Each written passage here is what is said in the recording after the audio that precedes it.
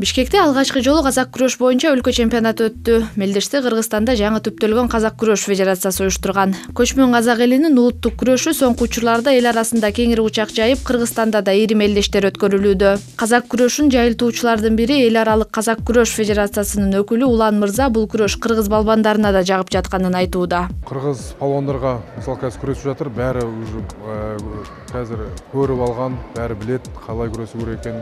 Оның алдында келген кезде қазақ күресінің қыр-сырын көрсетіп, айтып, осылай болады деп. Мысалы, қазір ешқайсысы бұрын баяғыдан күресіп жүрген сияқты күресіп жатыр.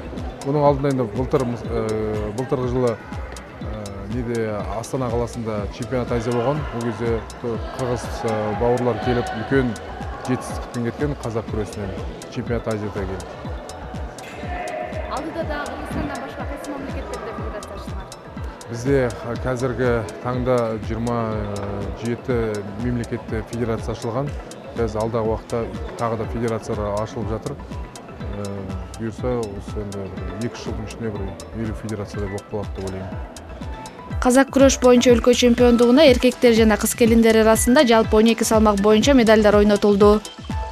Бул мелдеште жеңишке жетишкен спортчулар курама командага кирип, ушул жылы Монголияда өтчү Азия чемпионатына барууга жолдомо алышат. Турнир важен тем, что мы выдаем сертификаты денежные, поддержать материально спортсменов.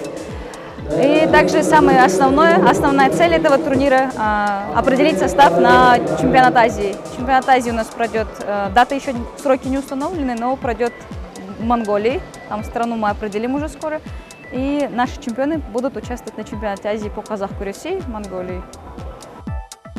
Бул күрөштө көп эрежелер жана ыкмалар жүздө самбо күрөшүнө окшош. Чапаны да атайын кармап күрөшүүгө ылайыкташтырылган.